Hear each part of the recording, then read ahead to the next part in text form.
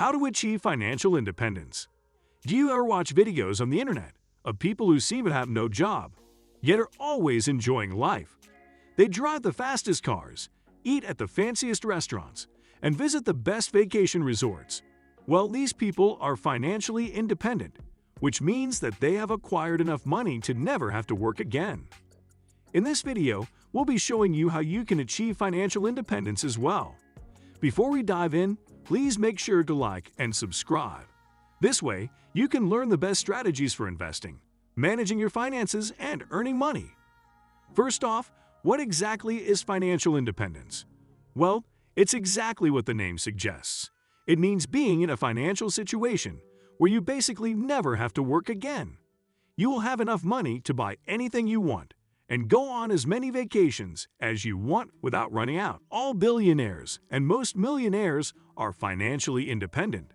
However, there's a lot more to the concept than having a large amount of money. Money is a strange resource. No matter how much you have, you can lose it all in an instant. The perks of being financially independent should be quite clear. It's all about power and time. You can have the power to do anything you want, whether it's leisurely activities like vacationing, attending concerts, or buying luxuries, or it's productive activities like investing, donating, and buying assets. The bottom line is you have the ability to get it all done. As for the cons of not being financially independent, well, they should also be quite clear. You'll have to waste most of your time working. You have to rely on your salary, and this reliance somewhat puts you at the mercy of your employer. You can't take too many vacations or chase your true interests, and unforeseen circumstances, such as emergencies, could derail you in a massive way. Financial independence is something that every single one of us should strive to achieve, and achieve quickly. Most people achieve financial independence when it's time for retirement, and by then, they're in the twilight of their lives. However, there are ways and means of getting there, even in your youth. Stay with us, for ahead, we discuss precisely how you can do that. First off, you need to start saving. We know you've heard this before, but are you saving as well as you should? Are you not sure you're putting a little too much money in your budget for luxuries?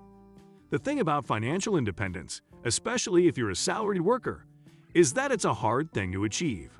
And so, to get there, you have to be quite ruthless about your financial management. You need to get your head right about what you want to do, and so, you need to save a large proportion of your salary, knowing it's for a greater purpose. Next time you see an advert for a makeup set or a wristwatch come across your browser, just ignore it, knowing you can buy as many of these as you want in the future. Are you still with us? Good. This next part is incredibly important. Next, you need to cut down on expenses. The entire idea here is to live frugally for a short time in order to live lavishly for a long time.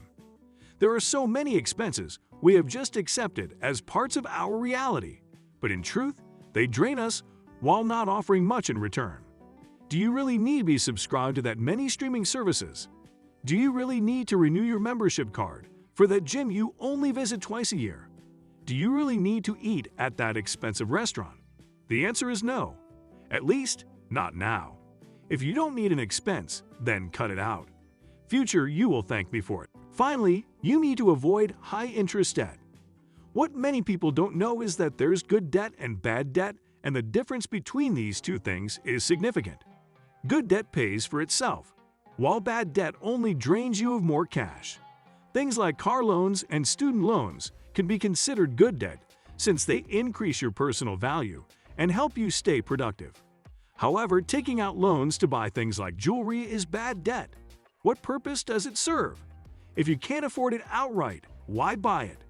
Appearances simply don't matter that much, and so avoid these bad, high-interest rate debts. You'll be doing yourself a big favor. And just like that, you're an expert in debt.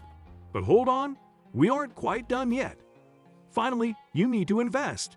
You don't need a lot of money to do so. You can start with as low as $500, while saving merely stores your money.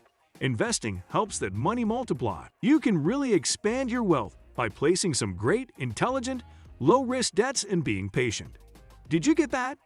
Well, now you're equipped to start giving out great financial advice. Coming to the end of this video, we hope this tutorial on how beginners can invest in stocks has been of use to you. Even the biggest investors in the world were once beginners. However, by applying the advice of the experts, they eventually rose to where they are now. To learn more, please check out our other videos on how to draft a business plan and how to invest in the stock market as a beginner.